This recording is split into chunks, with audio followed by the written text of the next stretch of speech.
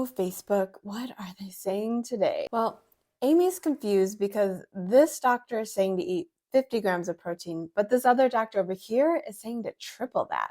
Yeah, Amy, I can see how that's confusing.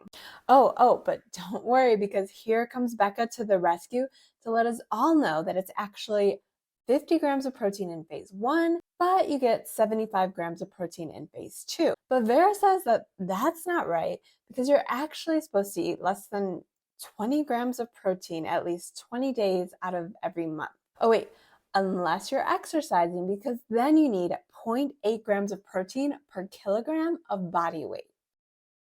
Kilogram of body. Wait, what?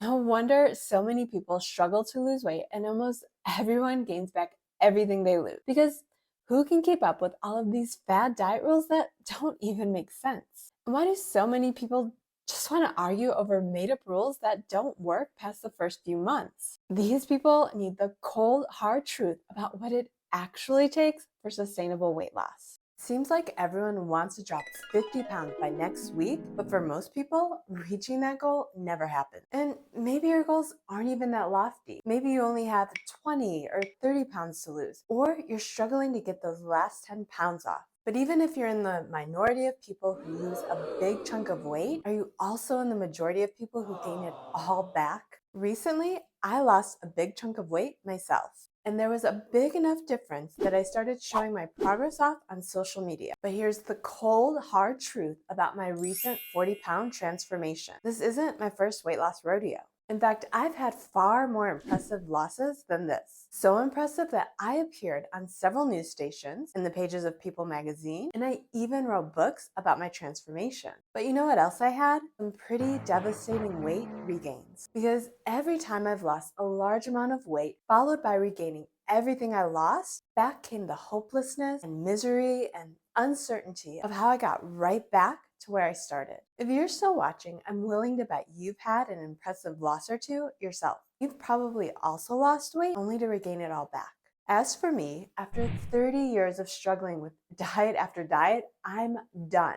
I'm done with all of the restricted diets I followed. I'm done with pedaling the elliptical until my legs feel like they're about to fall off. And I'm done with swearing off all of my favorite foods just to barely squeeze into my favorite jeans for a month or two right before I'm back to shopping for the next size up. But what I'm not done with is my healthy lifestyle, because that I love. And while I didn't always feel the same way about what it took to get here, habits like hitting the gym 3 to 4 times each week while also staying consistent with a high protein plan, well, now there's no turning back.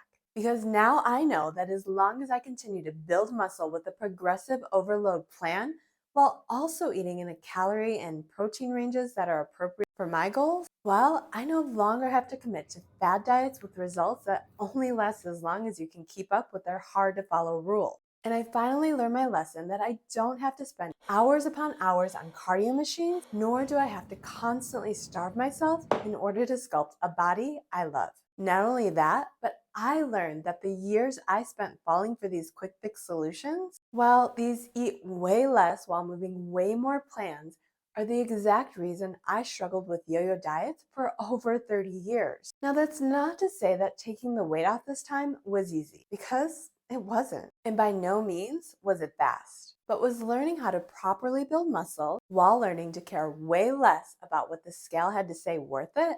100%.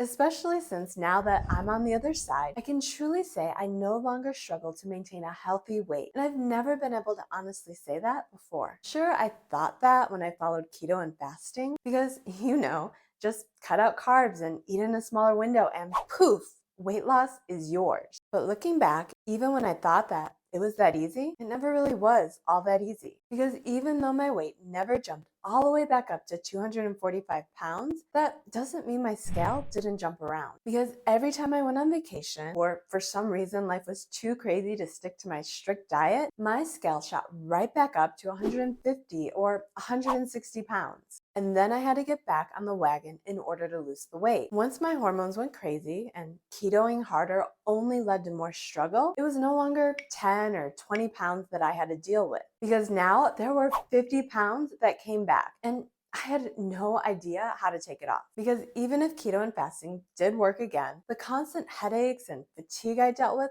weren't worth the weight loss. But back when I was learning how to finally get results with a more sustainable approach, ahem, which means slow and steady, I did consider documenting my progress on YouTube. But I'll be honest, I didn't think anyone would really care because most people don't really want to put in the actual work that it takes for long-term fat loss. And most people don't have the patience to commit to losing only 3 or 4 pounds each month. Because as soon as they consider that a slow and steady approach might work better, their attention is immediately zapped by the newest miracle diet that promises you'll lose 25 pounds this month. Most people don't want to measure food and track macros. I mean, why do all that when you could just swallow a magical pill that almost instantly makes you skinny? The masses who want to lose weight don't want to spend 3 to 4 days each week lifting in a progressive overload plan because that's hard if it's not something you've ever done before. And they don't want to have to track every single meal to make sure they're in a moderate calorie deficit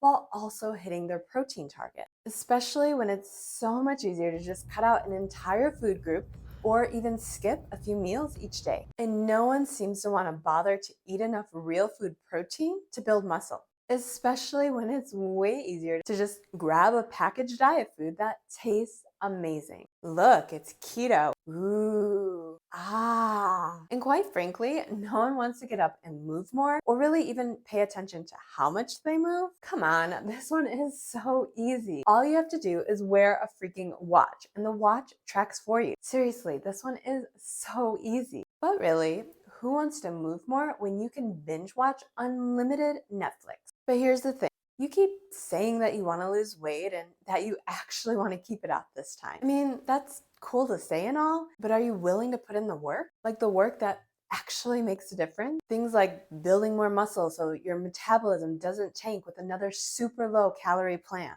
And are you willing to pay more attention to what actually matters for sustainable weight loss? Things like tracking to make sure you're in a moderate calorie deficit while also having the patience to give your body enough time to make the changes that you want permanent. Because if you want to not only lose the weight, but your goal is to actually keep it off, then that's what you have to do. And if none of this sounds appealing and weight training and a moderate calorie deficit is just too much work, then you don't have to do it. But that means you also want to experience just how easy keeping the weight off is once you finally lose it the right way. And you'll never know how good you can feel when you're not constantly jumping from diet to diet with only temporary results. Plus, you'll have to just keep watching more weight loss videos while falling for the latest fad diet until your metabolism just can't take anymore. Of course, if you're finally ready to do it the right way, then you can watch this video next.